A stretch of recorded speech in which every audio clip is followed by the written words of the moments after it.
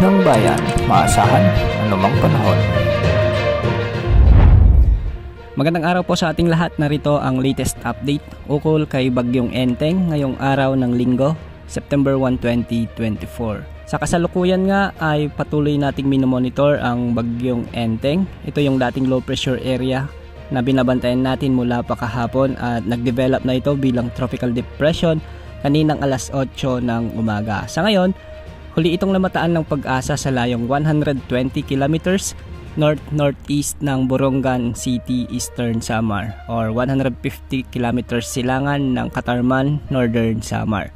Taglay nito ngayon ang lakas ng hangin na umaabot ng 45 kilometers per hour malapit sa gitna at pagbugso namang umaabot sa 55 kilometers per hour.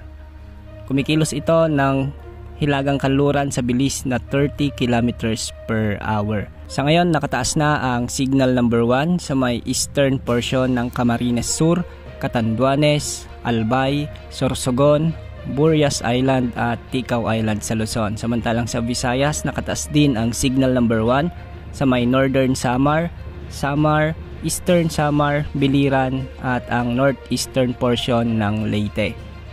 Ang mga lugar na ito ay posibleng makaranas ng mga pag-ulan at mapaminsalang hangin sa susunod na 36 na oras. Base naman sa rainfall outlook ng Bagyong Enteng para sa mga lugar na apektado, asahan ang 100 to 200 mm na mga pag-ulan sa Camarines Sur, Albay, Sorsogon, Masbate, Northern Samar, Eastern Samar at Biliran mula ngayong araw hanggang bukas September 2. Samantalang makakaranas naman ng 50 to 100 mm na mga pag-ulan sa may Quezon, Marinduque, Romblon at sa nalalabing bahagi ng Eastern Visayas mula ngayong araw hanggang bukas ng umaga. Pagsapit naman ng Martes, September 3, asahan naman ang 100 to 200 mm na mga pag-ulan dahil sa bahagyang paglapit ng Bagyong Enteng sa Luzon, sa Isabela, 50 to 100 mm naman sa may Cagayan, Quirino, Apayao, Kalinga, Mountain Province, Ifugao,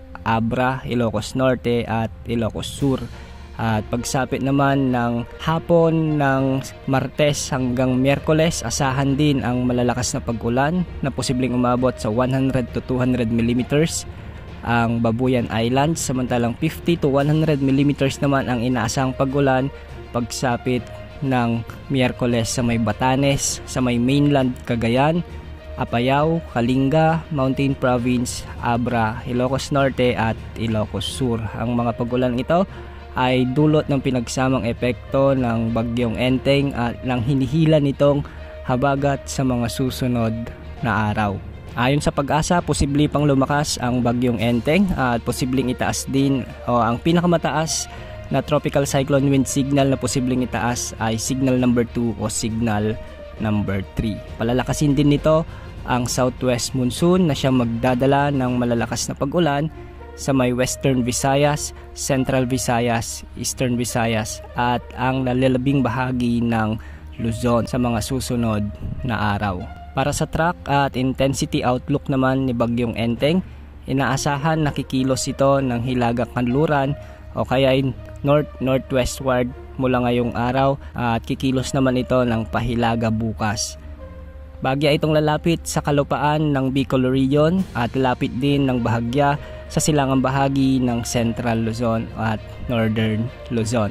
Hindi naman inaasahang maglalandfall ito, ngunit makakaapekto ang malawak na kaulapan nito sa mga pag-ulan sa malaking bahagi ng bansa. Sa ngayon nga maraming lugar na ang nakararanas ng mga malalakas na pag-ulan dulot ng Bagyong Enteng, lalo na sa may eastern portion ng Visayas, Central Visayas, Southern Luzon, lalo na sa Bicol Region. Mag-ingat po ang mga kababayan natin dyan dahil posible ang mga pagbaha at pagguho ng lupa. Yan muna ang latest update ukol kay Bagyong Enteng. Ito po ang weather update ng bayan. Maasahan anumang panahon.